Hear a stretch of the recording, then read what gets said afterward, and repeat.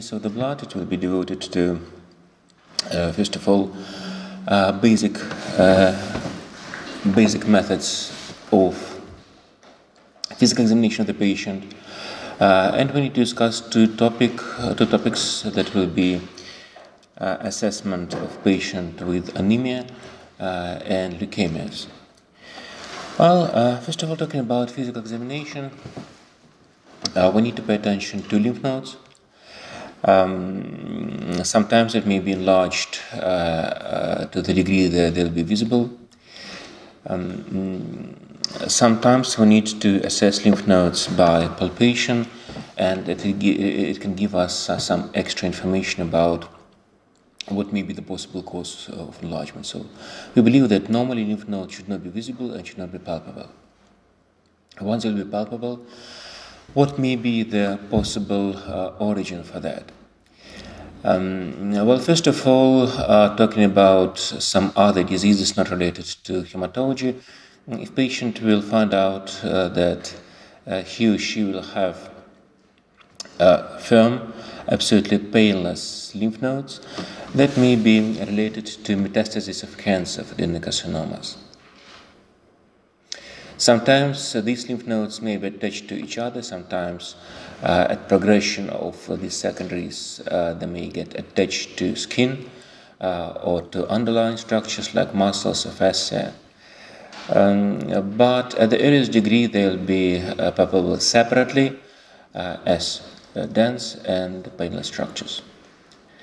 Another variant, another option, again not related to hematology, will be lymph nodes that will be enlarged but will be extremely painful, and they will be relatively soft at palpation. Now this may indicate infective disease. It may indicate just inflammation of this lymph node, and therefore you should look for infection. You need to look for some wound or ulcer that may cause development of this inflammatory disorder.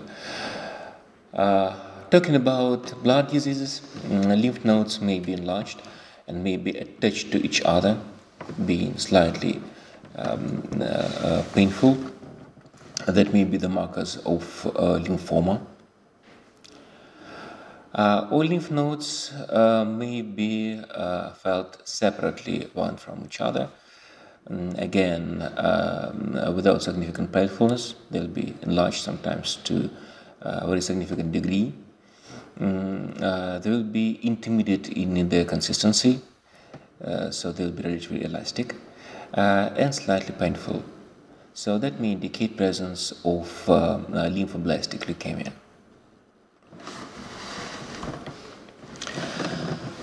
Lymph nodes will be important from the point of view of their clinical significance because they are quite affordable for biopsy. That's significant benefit from finding an enlarged lymph node, because sometimes a patient will have very imprecise, very uncertain clinical presentation. You'll have no idea possibly what's going on to a patient. It may be patient with fever of unknown origin, maybe anemia of unknown origin. That may be related to various disorders. It may be a cancer, it may be a disease of the blood like lymphoma or leukemia. And sometimes finding enlarged lymph node means that you'll have an option for histological diagnosis. It means that lymph node may be removed. It may be prone for biopsy, and biopsy means removal of the node completely. And then sometimes it will be possible to understand what's going on. Unfortunately, not in all cases.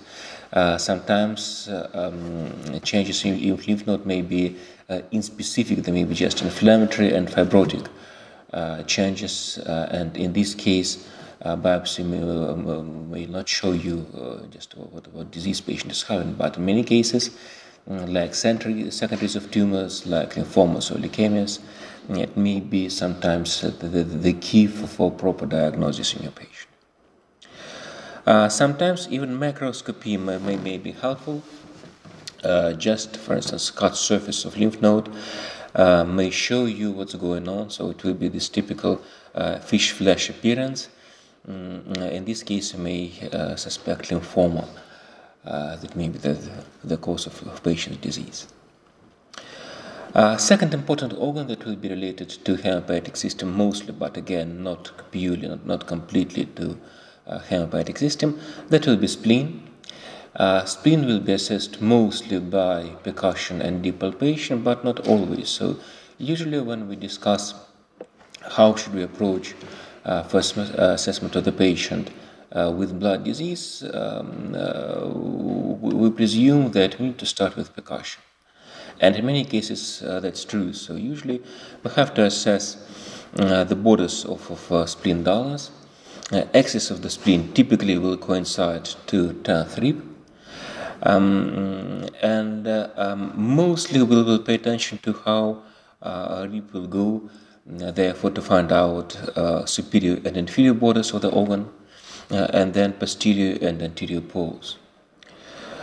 So that's how percussion should be done. Patient should lie on the right side, and we need to do percussion usually placing proximity finger parallel to ribs, and movement will be perpendicular to ribs.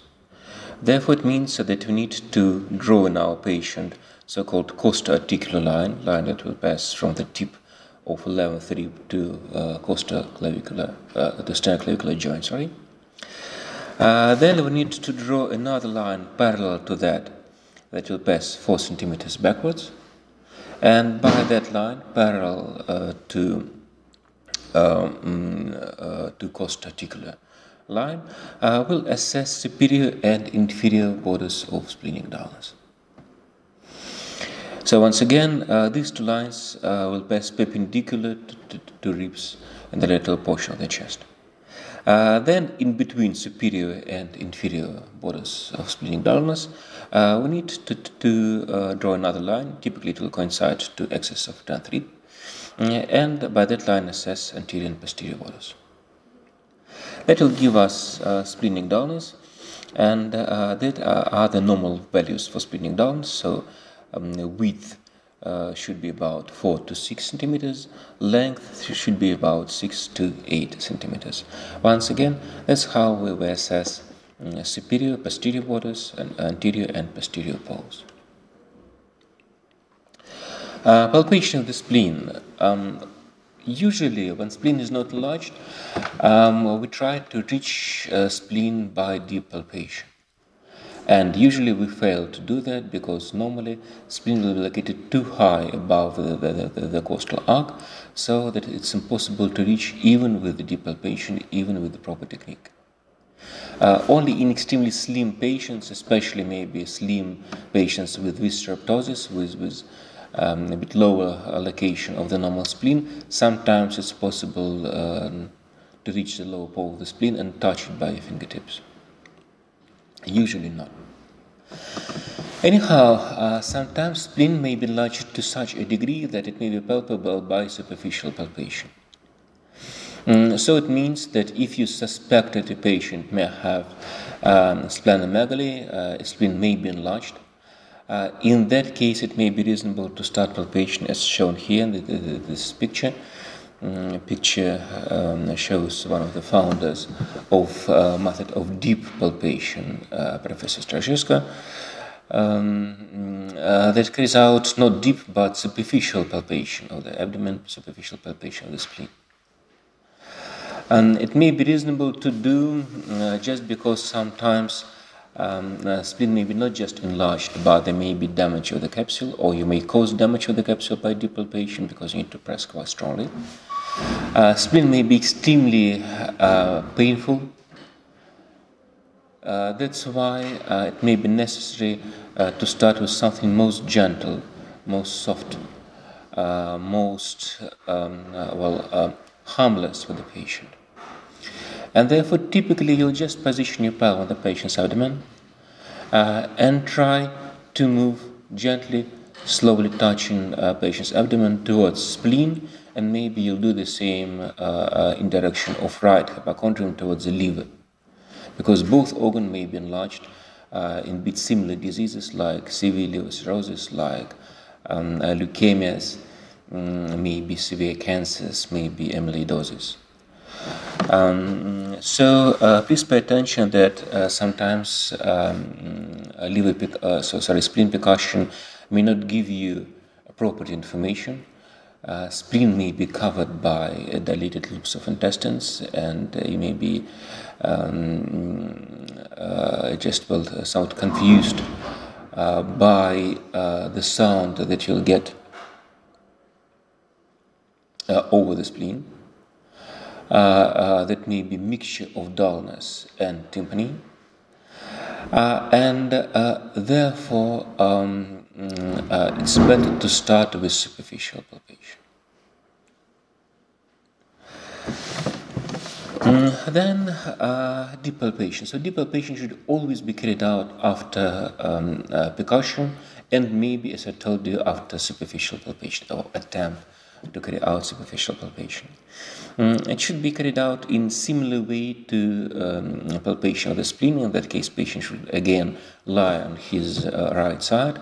For purpose of palpation, patient should flex arm in elbow joint, leg in knee joint, so that his right portion of the abdomen should be more or less firm. Therefore, right hand and right leg should be straight, and left portion of the abdomen should be as relaxed as possible. For that purpose, we ask patient to flex left arm and then left leg. You need to fix the costal arc by your left hand and try to penetrate by fingertips of right hand beneath the costal arc. So it should be movement like that. Again, deep inside the abdomen and a bit upward towards the lower pole. The spleen should hide somewhere where your left hand will be located over the costal arc.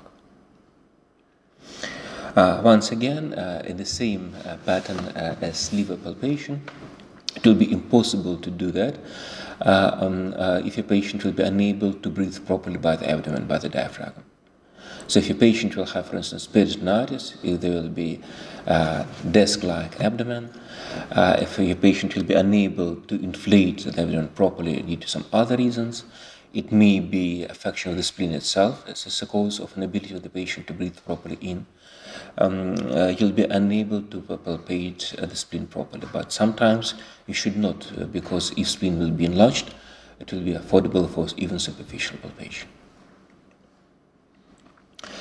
Talking about functions of the spleen and therefore possible causes for spleen enlargement, we need to pay attention that it has hematopoietic function, so it will produce white cells, red cells, platelets. It may have reservoir function, so about 1/3 of platelets and granulocytes will be stored in the spleen.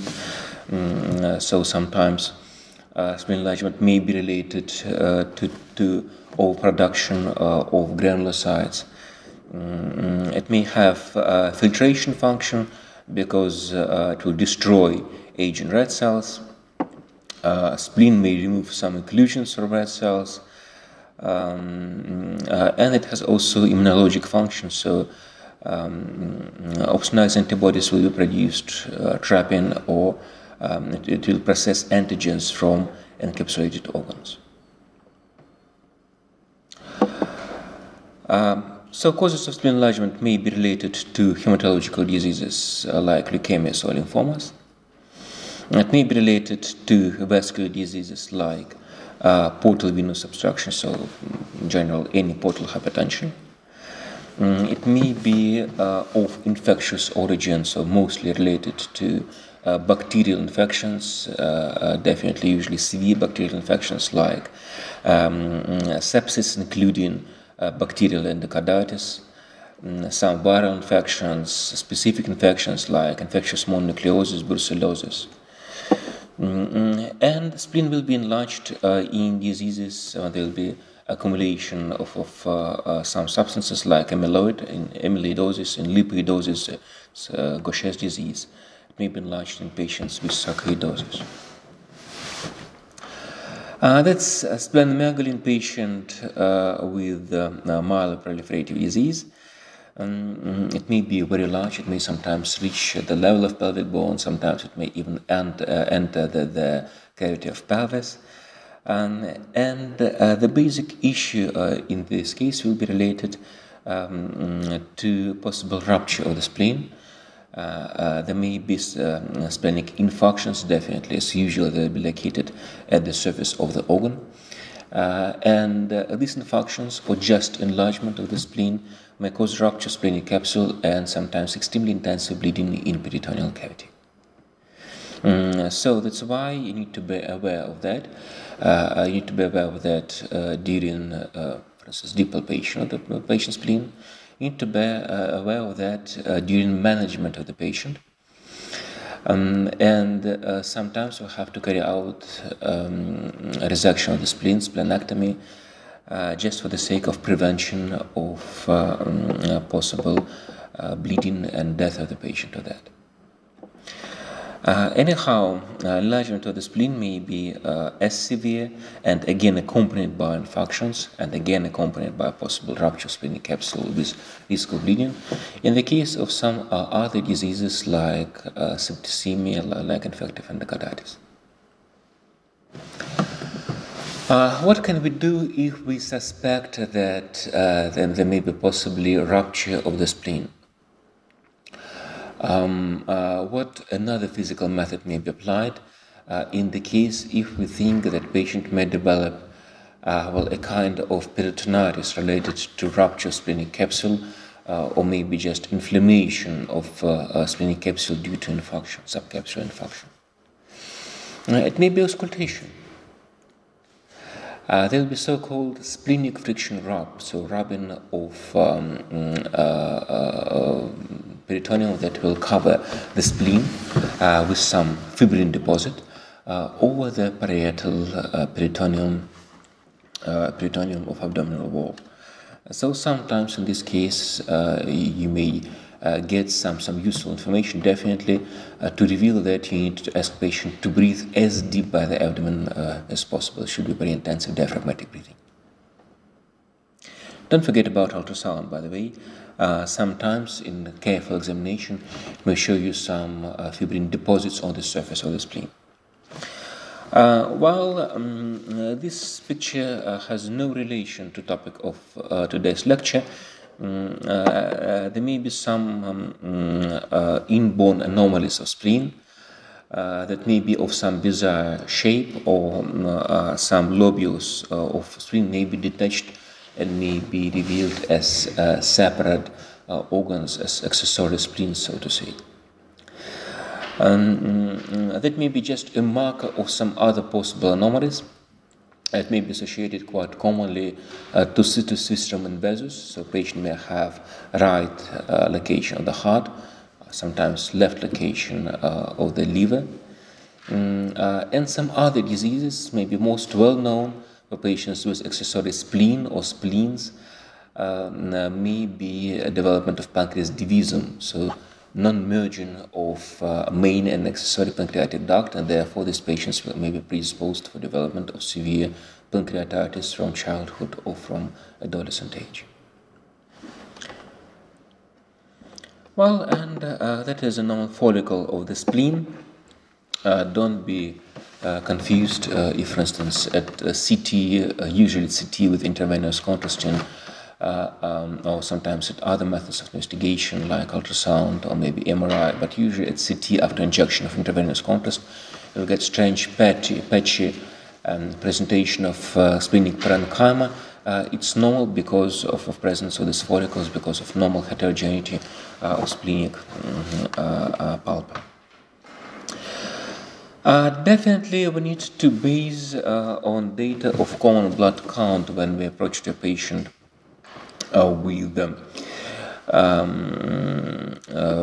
blood disease, and that may be carried out first of all by the method of automatic counting by flow cytometry, when there will be automatic assessment of cellular properties of their nuclei, and therefore automatically we can subclassify cells into lymphocytes, monocytes, neutrophils, and eosinophils, and therefore we'll get that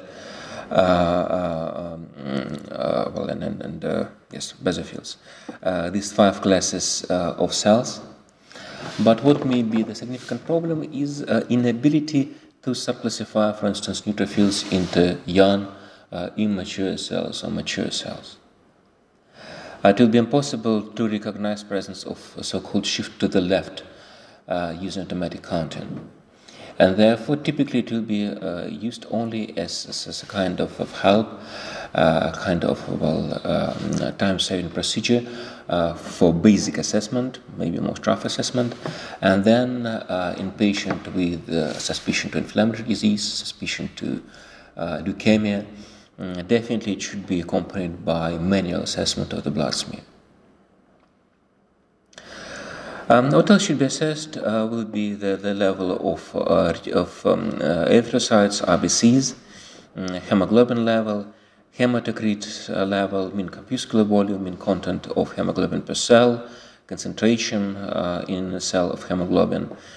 Sometimes it may be reasonable to pay attention to width of the range of RBCs, because it may show you some heterogeneity of cells, like for instance at that slide, after severe transfusion, you may see 2 peaks of RBCs. Some will be of patient's origin, some will be transfused. So sometimes it may be helpful in the understanding of properties of erythrocytes. And the last 2 lines will be again platelets and platelet volume. Now that may be important mark of some diseases related to coagulation disorders, bleeding disorders. Sometimes it may be reasonable to assess in patients with purpura. What else I need to tell you is that usually we assess whether there is differential count normal or not using percentage. So basically, pay attention to the normal range of percents, of ratios of these cells, of white blood cells. It may be very convenient, it may be very helpful, but it will work only in a patient with normal or insignificant elevation or decrease from normal range of total count of leukocytes. So definitely this is just, it will be done only for our convenience, because we used to use this percentage. If patient will have severe leukocytosis or leukopenia, and this patient's range will be absolutely unreliable, it will be usually misleading. And if patient will have too high or too low level of leukocytes, we need to pay attention only to normal levels of absolute cell count in a differential count. So there will be normal values for absolute number of neutrophils, lymphocytes, monocytes, eosinophils, basophils, and we need to compare a patient's data to normal values for absolute count.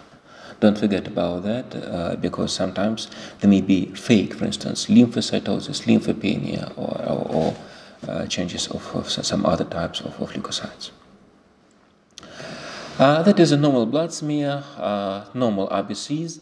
There may be some minimal variation in size and shape. It will be more severe. Changes in size will be called an isocytosis.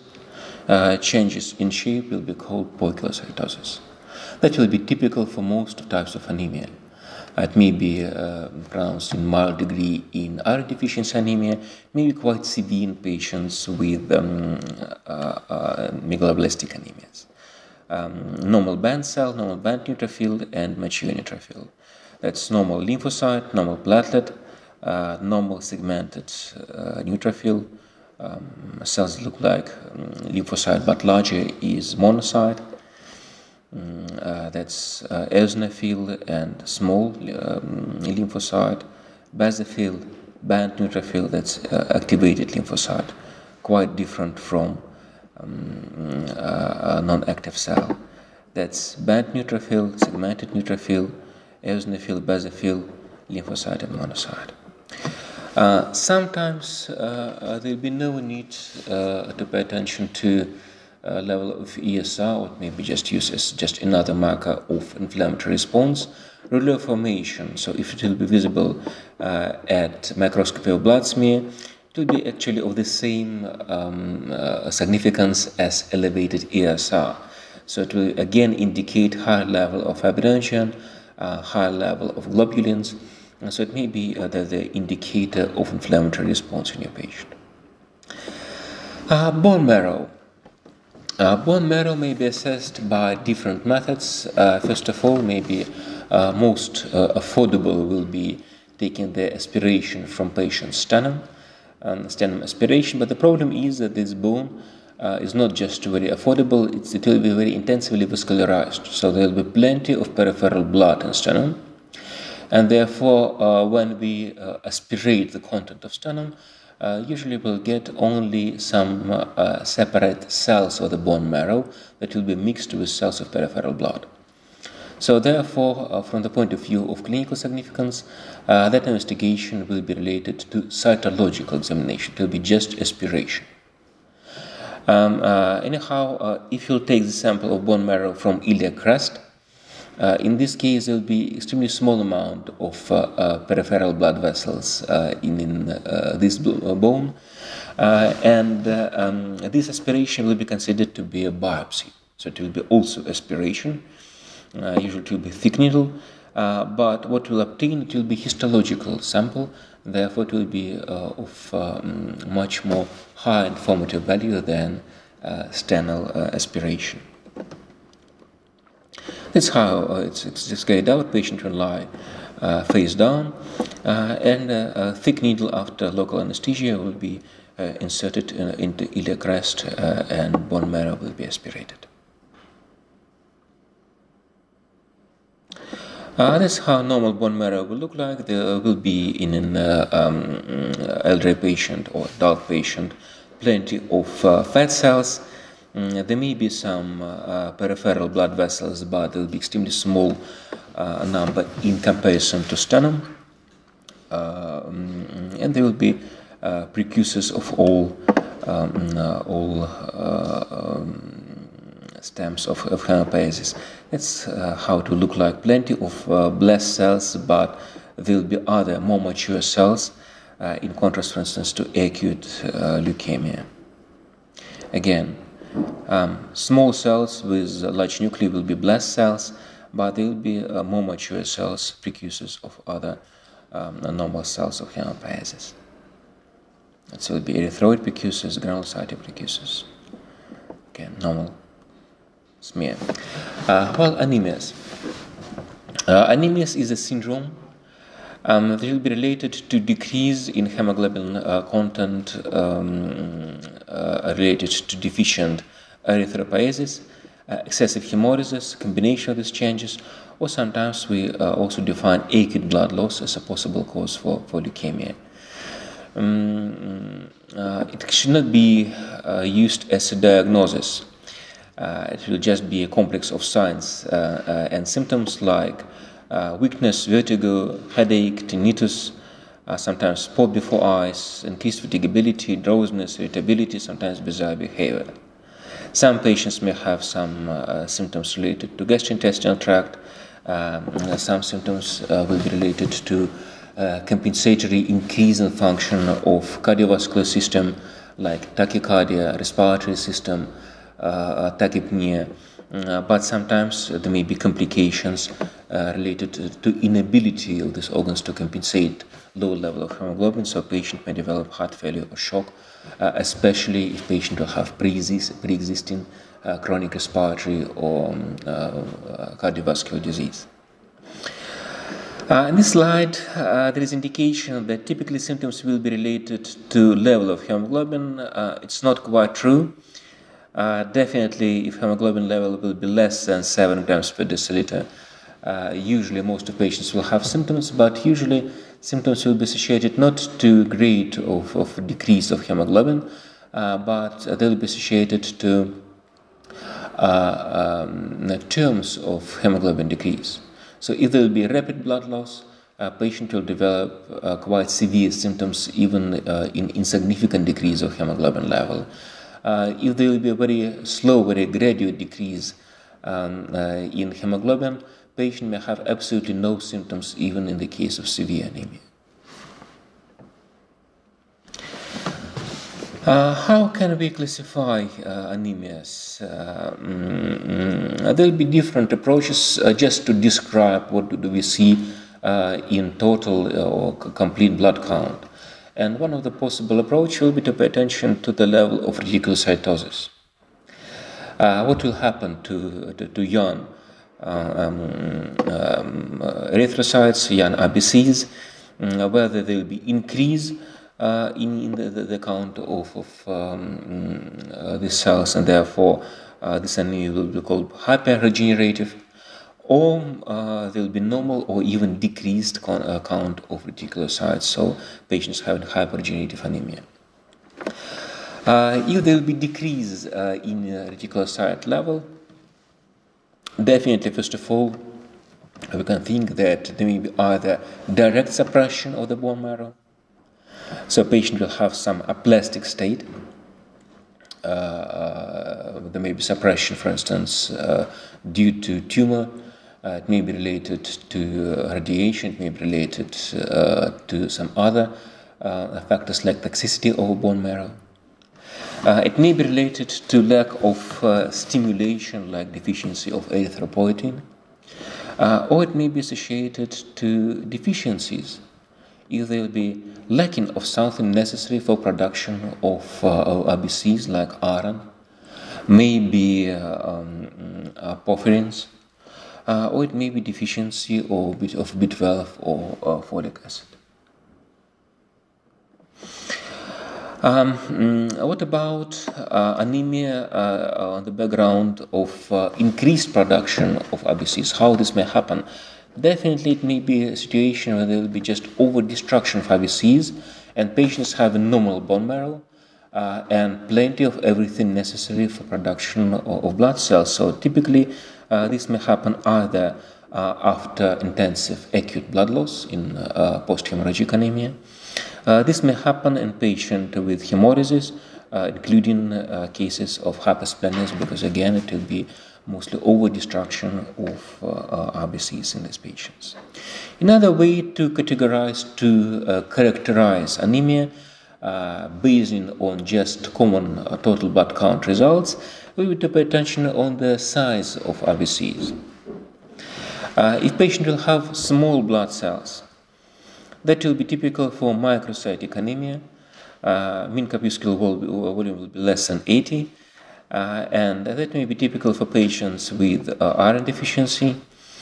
That may be typical for patients with sideroblastic anemia, when there will be deficiency of porphyrins, but there will be plenty of iron. Sometimes patients with anemia of chronic disease may have a microcytic anemia, but anemia of chronic disease, I think we should don't mention it now, just because this anemia will be of mixed origin. Now we're trying to understand the pathophysiology of anemia, and definitely it's of no use to discuss anemia of chronic disease, because that anemia will have combined mechanism. It may be associated sometimes to deficiency of iron, sometimes to deficiency of folate, sometimes B12, sometimes it will be related to chronic blood loss, sometimes in suppression of bone marrow. Therefore, there may be different clinical forms, different manifestations of this anemia. And sometimes patients with thalassemia also will have, typically they'll have low mean corpuscular volume. Normocytic anemias, normal range of MCV 80 to 95. First of all, please remember that it may be initial stage of any anemia. Sometimes it will be patients with deficiency of erythropoietin, sometimes with stem cell disorders, maybe in endocrine diseases or dysproteinemias. So basically, it will be direct suppression of the bone marrow function. And macrocytic anemias, it will be typical for megaloblastic class, deficiency of B12 or folic acid, or some other disorders like myelodysplasia or impaired metabolism of purines or pyrimidines. Talking about deficiency of iron, We need to pay attention where iron may be stored, because sometimes we can diagnose pre-stage of this anemia by depletion of iron stores, like low level of tissue cells, ferritin, or hemosiderin. We need sometimes to pay attention to transport compartment that is extremely low, but it's sometimes may be very significant, because it will be most affordable for testing. That will be the compartment that we can assess by taking patient's blood sample. Don't forget about tissue enzymes that will also require iron, and sometimes there will be so-called sideropenic syndrome related to deficiency of iron in cytochromes and tissue enzymes. And we need to remember that sometimes myoglobin may be a significant issue, because if patient will rapidly grow, there will be rapid production of skeletal musculature. It will require much more than 6% of iron in that period of patient's life. Iron absorption and metabolism. This scheme may be a bit overloaded, but it will help you to understand which steps of iron metabolism may be disordered. First stage is intake of iron. Typically, it will take about 10 milligrams of iron per day. That means that you take usually about 6 milligrams of iron per 1,000 of calories of food. Availability of this iron for intake will depend first of all upon where from it's coming. It may be so-called hemic iron, coming from meat, from fish, from chicken meat, or it may be organic iron, but it may be non-hemic. Non-organic iron will not be absorbed at all. There may be something else in food that may influence availability of iron. So if patient will take plenty of plant fiber, it may be good because it may absorb cholesterol, it will prevent atherosclerosis in our patient, but it may also absorb iron, and it will be significantly less available for absorption in intestine. On the other hand, if patient will take something acidic, first of all, maybe most well known is ascorbic acid, vitamin C. This will stimulate absorption of the iron in small intestine. Release from food binders will be important basically for non-hemic, organic non-hemic iron from plant origin. Reduction to ferrostate again will be relevant only for non-hemic iron. It will be required. Otherwise, it will not be absorbed. Hemic iron will not require reduction. It will be directly absorbed in small intestine. Absorption again will be altered, may be influenced by some other factors, extraintestinal factors like serum ferritin concentration, increased hemopiesis. So first will suppress absorption, second will increase absorption. Normally in patient without anemia, about only 10% of iron, of taken iron, so therefore about 1 milligram of iron will be absorbed daily. It will be absorbed by intestinal cells, by epithelial cells, by intestinal macrophages, to be then transferred to transferrin in blood and delivered to bone marrow, to erythroblasts. It will store it mostly as protoporphyrin, and it will be utilized for hem production, or to liver cells where it will be stored as hemosiderin. What may be the possible causes of iron deficiency anemia? First, maybe we need to mention, maybe most relevant for physician, chronic blood loss. That may be related to parasitic infestation of gastrointestinal tract, may be related to colonic adenocarcinoma or other cancers. It may be associated to menstrual bleeding. Sometimes it may be associated to chronic intravascular hemolysis and loss of hemoglobin, mostly with urine. So patient may have paroxysmal nocturnal hemoglobinuria. In the case of DIC, in the case of other causes of intravascular hemolysis, again, it will be mostly urinary loss of hemoglobin. Patients sometimes may have decreased absorption that may be decreased due to intake of some drugs. So don't be surprised if a patient that will take not enough amount of hemic iron will develop anemia if he or she will take anti-secretory medications like H2 blockers or PPIs.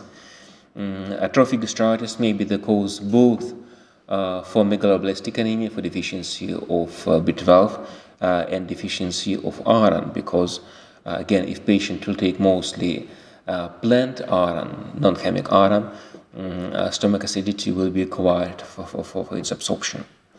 And for any case, damage of iron-absorbing segments of duodenum and jejunum may be important. Therefore, if patient will develop celiac sprue, Crohn's disease, or resection of superior portion of small intestine, iron will be absorbed mostly in duodenum and upper jejunum. So if these portions will be destroyed, so if there will be atrophy, for instance, in celiac disease, or if they will be switched off passage of food, if there will be some blind loop formation, for instance, after gastric or pancreatic surgery, patient may develop iron deficiency anemia.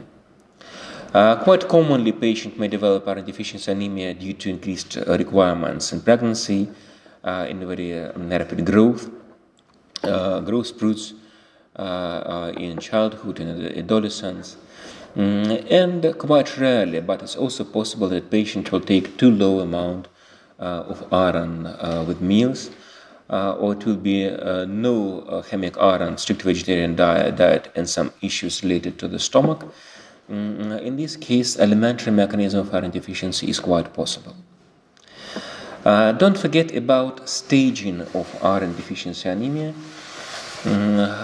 because classical manifestations that we'll discuss a bit later usually will denote the last fifth stage of iron deficiency. Everything will start by just depletion of storage of iron, so patient will have no anemia yet. There will be no typical clinical markers, or usually no clinical manifestations at all.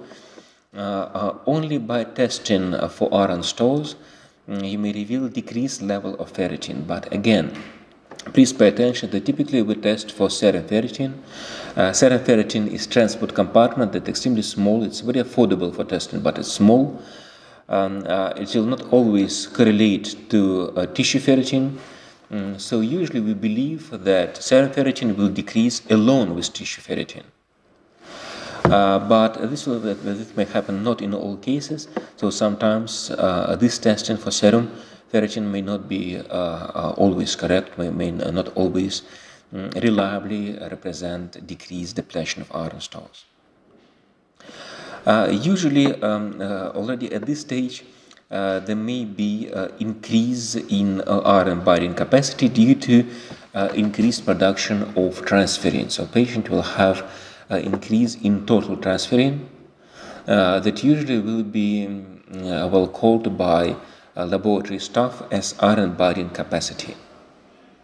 So when you'll get lab test with the line total iron binding capacity, it means that patient is having a test for total transferrin. Second stage, there will be progressive exhaustion of iron stores, a decrease in iron available for erythropoiesis, and therefore patient will try to utilize available iron as much as possible. Anyhow, patient will fail, so there will be a decrease in level of serum iron. There will be decrease in transferrin saturation, less than 16%, but there may be increase in serum ferritin receptor concentration. Again, the body will try to utilize available iron. Third stage, patient will develop anemia, but anemia will be not typical. It will be normal appearing RBCs. They will be of normal size and normal RBC color index. Only fourth stage will mean that patient will have microcytosis and hypochromia, and the fifth stage will indicate that patient will have some are the changes related to deficiency of cytochromes, related to deficiency of tissue enzymes. What will be these markers of seizure panic syndrome? That will be maybe most well known, so-called pica, so change in patient's taste, desire to take to eat dirt, paint, ice, starch, chalk maybe. Some strange substances that will typically not be regarded to be tasty for normal patient with normal papilla of the tongue. So don't please be confused that it's specific. It is not. So some other disorders of the tongue, surface of papilla of the tongue, also may result in development of this pica. So it's not, these markers are not specific for iron deficiency. They are typical but not specific. The changes will be related to development of glossitis. Patient may also develop chelosis. Again, it's non-specific sign. It may develop in patients with B group vitamin deficiency, cholinergia. In most severe cases, patient may develop dysphagia due to postcricoid esophageal web. Quite commonly, patient will have loss of stamina, increased fatigability, as a marker of both anemia and deficiency of tissue enzymes, deficiency of cytochromes. Laboratory data will show you absence of marrow stores of iron, so low, first of all, ferritin level, low ferritin in serum, increase in serum transferrin receptors, reduced RBC ferritin concentration, and typically because of lack of iron in bone marrow, there will be reticulocytopenia. That's cholinergia, how to look like, so-called spoon-shaped nails. In most of the cases, patient will have hypochromic anemia. They'll be small and pale RBCs. That's how they look like. Lower hemoglobin level, low mean corpuscular volume, low concentration of RBCs. That's typical manifestation of iron deficiency, but definitely these markers will not be enough to diagnose iron deficiency anemia. There may be some other mechanisms for that, and in this case, testing for iron biochemistry will be required to understand whether the patient will have iron deficiency anemia or not. Second type of anemia that we need to discuss will be megaloblastic anemia, that may be related usually to deficiency of folic acid and cobalamin.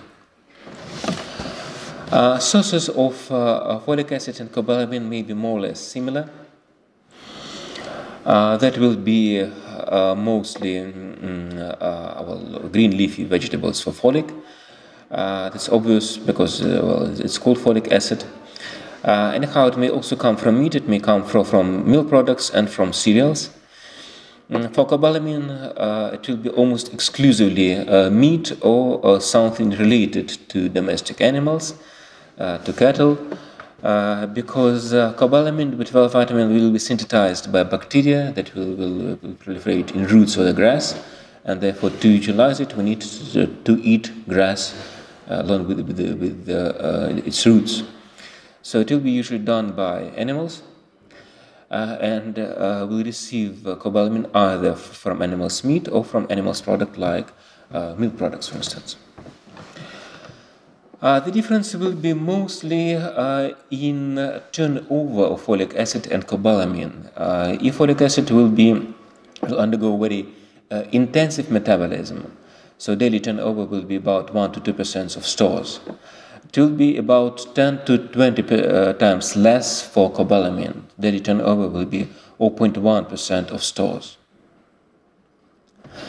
And from the clinical point of view, it means that patient may quite easily develop folic acid deficiency if patient will take diet poor in vegetables or meat, and it's almost impossible to reach elementary cobalamin deficiency. even if patient will take very low level of low amount of meat, milk, eggs, fish, it will be almost impossible to cause elementary deficiency of B12. From the point of view of metabolism, there may be significant difference in metabolism of B12 and folic acid, because for folic acid, the only thing that's required will be absorption in small intestine. It will happen in distal portion of small intestine, in jejunum mostly, and then it will be utilized. For B12, there will be much more sophisticated steps. So in the stomach, first of all, it may be protected by gastromucoprotein, just mechanically.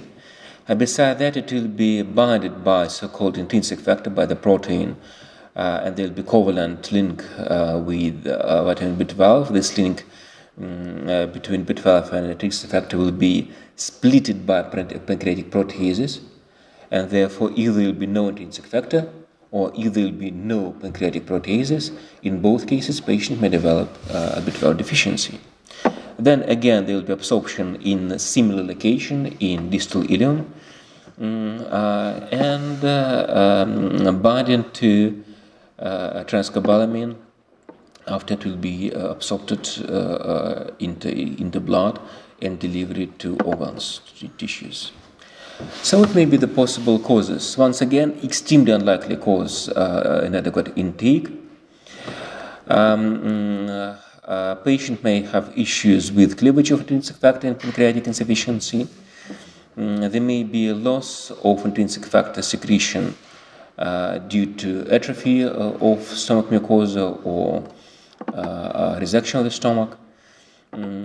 Competition for available B12, if patient will develop a bacterial overgrowth syndrome or a tapeworm infestation. They'll also utilize bacteria or Hallman's B12. There may be destruction of ill absorptive sites and increased metabolism of B12.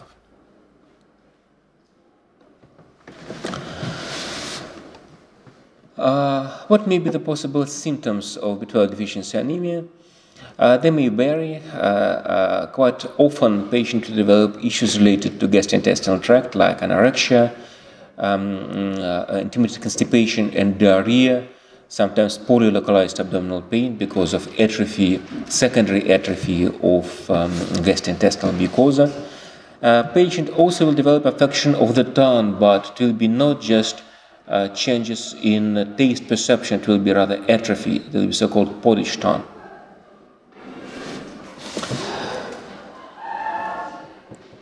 Patient may develop significant weight loss.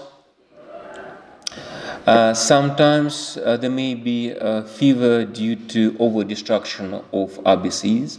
There will be large cells overloaded by hemoglobin, overloaded by DNA, by nuclear stuff. And due to that, there will be secondary splenomegaly and hepatomegaly. So actually, there will be a significant hemolytical component in this anemia, because these large cells will be much more rapidly destroyed. Less syndrome neurologic involvement will be specific exclusively to B12 vitamin deficiency, because besides involvement in cellular division, B12 also will be required for inactivation of toxic fatty acids, malonic and methylmalonic. Sometimes patient will have just peripheral loss of position vibratory sensation. In later stages, patient may develop spasticity, loss of proprioceptive and vibratory sensation, sometimes ataxia. And in severe cases, patient may develop depression, sometimes delirium, and in most severe cases, there may be coma. From the point of view of laboratory testing, total blood count will be much more specific for patients with megaloblastic anemia in relation to iron deficiency anemia. So if I tell you that to think that patient may possibly develop iron deficiency anemia, it will be not enough to find out that patients have anemia and small and pale RBCs. Usually, typical corn blood count will be quite significant for at least preliminary diagnosis of megaloblastic anemia. So we need to pay attention, first of all, to presence of macrocytosis, increased content of hemoglobin per cell, so high RBC color index. We need to pay attention to hypersegmentation of nuclei, so overmaturation of nuclei in neutrophils and other granulocytes. Again, mostly it will be macro or ovulocytes that will be typical for B12 deficiency anemia and hypersegmentation of nuclei. And sometimes there may be remnants of nuclei in RBCs. That may be Hubble jelly bodies, so remnants of DNA. Sometimes there may be cabotrins, some circular like shadows of the nuclei, ring-like substances, or sometimes there may be nucleated RBCs in peripheral blood. So a high mean corpuscular volume will be very suspicious for presence of megaloblastic anemia, and these markers will be used for diagnosis. So high mean corpuscular volume, ovulocytosis and mesocytosis, poikilocytosis will be much more severe than in iron deficiency anemia.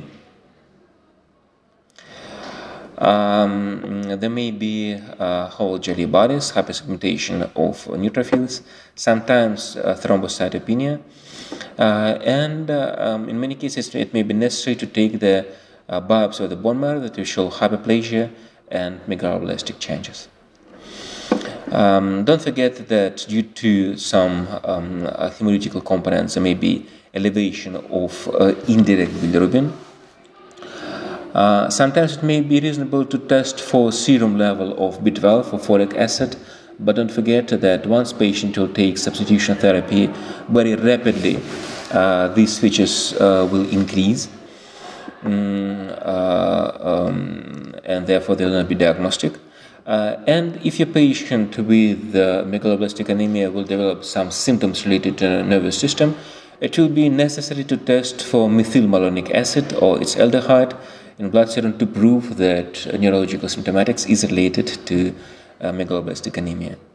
Well, and sometimes if you think that possibly patient may develop type A chronic gastritis, that's autoimmune gastritis that may result in megaloblastic anemia, in B12 deficiency anemia, it may be necessary to look for autoantibodies to parietal cells. Well, Schilling test sometimes may be used when you give patient labeled vitamin B12 orally, when you inject it into blood and assess the level in urine to test for absorption. Sometimes it may be added by intrinsic factor again, and you may test for absorption. This test is quite rarely applied, but it may be used as a universal marker. Also for pancreatic insufficiency, it may be used as a test for pancreatic function because it should split the link between intrinsic factor and B12, or may not split, or it may be used as a marker of malabsorption. And don't forget that not necessarily macrocytic anemia may be megaloblastic, so it may be related to deficiency of folic acid or B12. In this case, patient will have usually oval macrocytes. But macrocytic anemia may be also seen in patients with alcoholism, hypothyroidism, liver disease, or sometimes there may be some blue-tinged macrocytes. There will be anemic stress in neonates, or it may be response to severe anemia. Okay. Would you like to make a short break for maybe 5 minutes, or we will proceed to leukemias, because I think I can fit in about 15 minutes. So no break. Continue. Good. Well, this slide shows what may happen, what may be seen in bone marrow in aplastic anemia. That's not a matter of today's lecture or actually the course in propedeutics. Just remember that if a patient will have no or severe suppression of reticulocytes in peripheral blood, it may be related to aplasia of the bone marrow. In this case, typically a patient will have normal RBCs, normal leukin RBCs, but there will be a very small amount of the cells. Sometimes toxic action over bone marrow may be manifested by toxic stippling of cells. It will be most obvious in RBCs, but it may be stippling of other cells, it may be stippling of granulocytes, but definitely it will be much more difficult to notice that. Talking about leukemias, we need to discuss a presentation of leukemias as that of any other tumor. So first of all, leukemia will affect the source of the bone marrow that's located in adult patient, mostly in spongious bones. What should happen in the cancer to affected bones? There will be loss of function and there will be change in structure of affected organ. Therefore, we need to pay attention to these bones. We need to sometimes ask patient about pain, spontaneous pain in the bones. We need to tap over bones and assess response to percussion. And we need to send the patient, for instance, to X-ray or CT, trying to understand what has happened to flat bones. So, which bones we need to assess? Mostly it will be pelvic bones. It may be spine and bodies of vertebra. There may be affection of ribs, sternum, shoulder blades, dome of the skull, and epiphysis of large tubular bones like femoris or humerus. Don't forget about clavicles. So we need to pay attention to these bones and need to assess what's happening. So first of all will be some structural anomalies of bones. Second, we need to look what will happen to function of the bones. So if there will be proliferation of neoplastic stems in the bone marrow, there should be suppression of normal stems. Patient will have develop anemia, patient will have thrombocytopenia, patient will have improper response to infection, maybe viral or maybe bacterial. Therefore, first of all, it says these flat bones, spongious bones, and sometimes changes may be as obvious. Sometimes they will require instrumental tests and they will require radiology. Patient with a cancer, patient with malignant neoplasm will have secondaries of tumor, and the same will happen in patient with leukemias. If in fetus hematopoiesis will take place not only in bone marrow, there may be hematopoiesis in liver and spleen.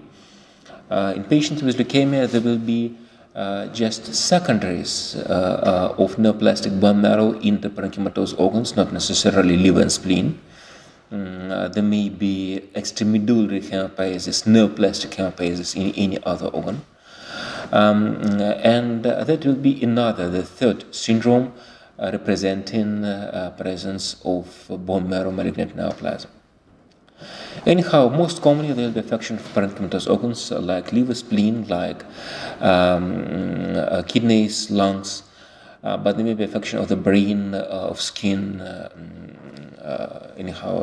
affection of some other organs as well.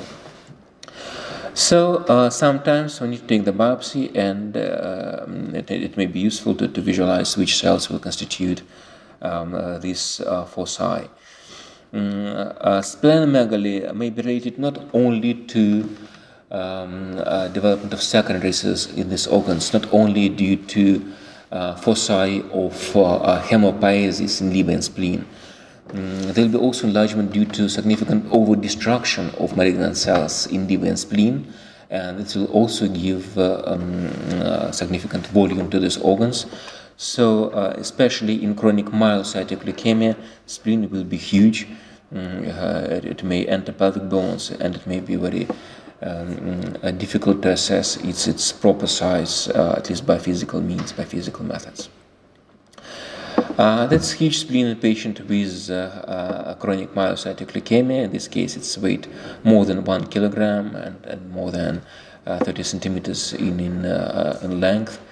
And you see a diffusely expanded tract bulb in the spleen. That's the body of the patient died of CML. You see the contour of the spleen. It's anterior pole. Liver is also enlarged, and that is enlarged liver, the autopsy, and enlarged spleen. Sometimes there may be secondary so-called leukemias in other organs, for instance in skin, as well as in the case again of any other cancers. In some cases, these sites of hematopoiesis may be inside the skin, subcutaneous fat. Sometimes they may be just visible for inspection. That is affection of the brain and a focus of extramedullary hematopoiesis in the brain. Sometimes there may be inspecific response, again, typical for other cancers. There may be some secondary changes in metabolism of other organs. Something that we call, for instance, for adenocarcinomas, paraneoplastic syndrome. So changes in metabolism of tissues, of organs. In some cases of leukemias, there may be some strange hypertrophy of gums.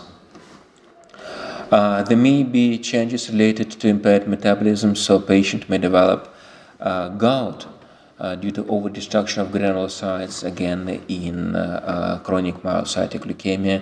There will be typical affection of joints for gout, but this gout will be related not to overintake of meat or wine, but it will be related to overdestruction of granulocytes in these patients.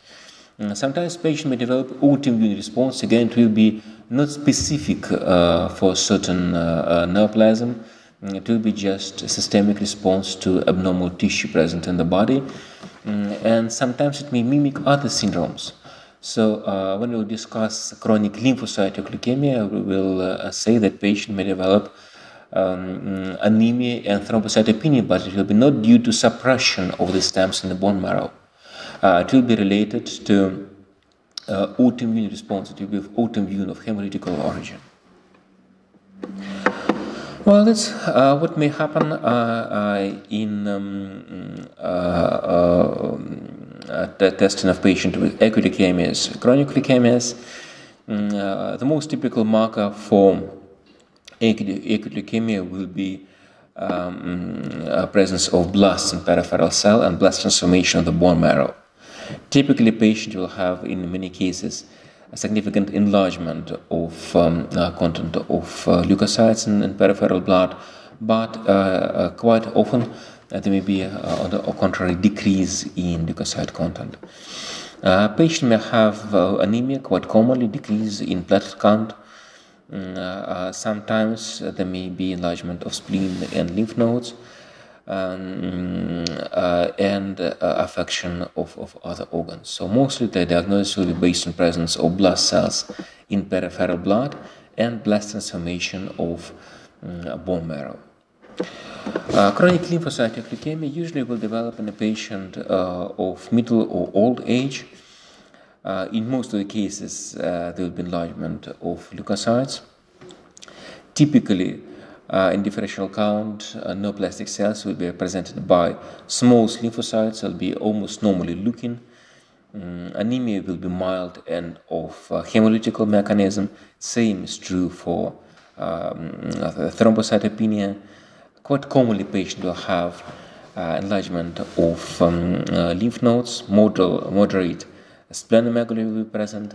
And quite commonly, patient will have hypogammaglobulinemia because lymphocytes will be faulty. They will be unable to provide normal immunity for the patient.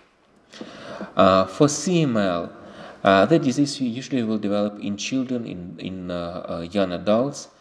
At the beginning of disease, leukocytosis will be present in all patients. Then there may be a gradual decrease in count of leukocytes.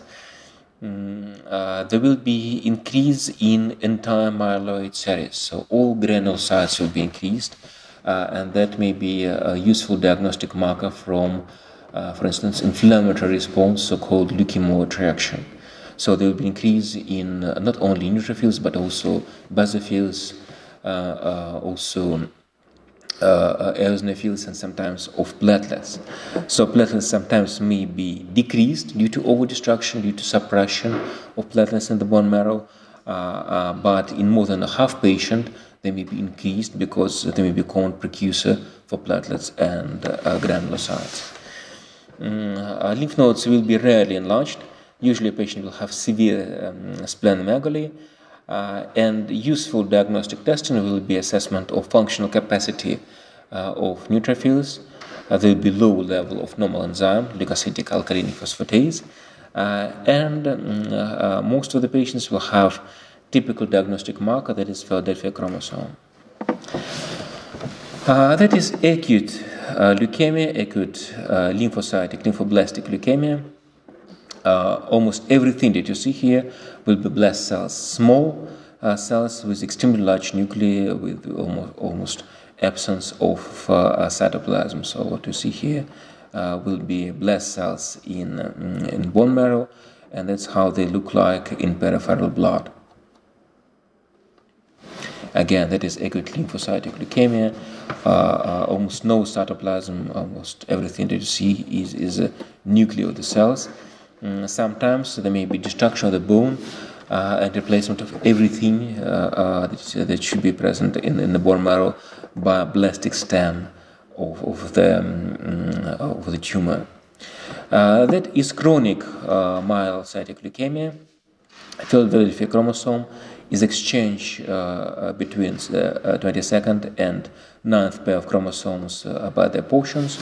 So portion normal portion of 9th chromosome, this ABL gene, will go to 22nd chromosome. A portion of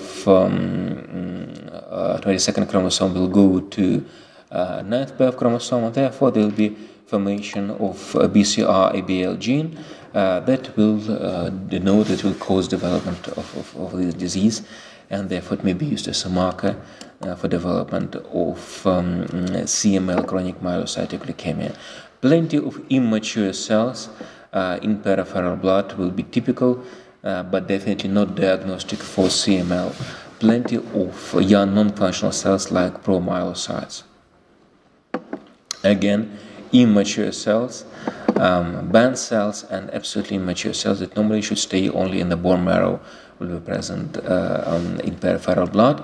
If you stay in them for leukocytic alkaline phosphatase, there will be very pale pink staining of the cells, and please compare to color of normal neutrophils, that is a normal amount of leukocytic alkaline phosphatase in leukemia traction. So that may be one of the methods of differentiation of these two states. That is chronic lymphocytic leukemia. Lymphocytes will look almost normally in these patients, and usually only at preparation of blood smear the cells will get smudged. So presence of smudged cells may be the basic marker in peripheral blood, so-called Borkin-Gumprecht shadows. These smudged cells may be a useful marker of disease. Anyhow, again, will require biopsy of the bone marrow to prove, to verify that patient is having chronic lymphocytic leukemia. I don't think that we need to discuss that. So anyhow, please remember that at the early stage of disease, there may be significant lymphocytosis. Then patient will develop enlargement of lymph nodes. Then a bit later, splenomegaly, maybe hepatomegaly. Even later, overdestruction of RBCs, mostly due to hemolysis. And at the very late stage of disease, patient will develop thrombocytopenia. That is CML, extremely severe leukocytosis, plenty of neutrophils. But again, to understand what's going on, we need to pay attention mostly to absolute count of cells, and definitely automatic count will not be enough. We need to assess it manually. We need to verify that these neutrophils are represented by immature cells, because it's absolutely invisible, unclear by automatic cell count. Well, it is beyond our topic, so I think that will be all for today. If you have any questions, please ask me.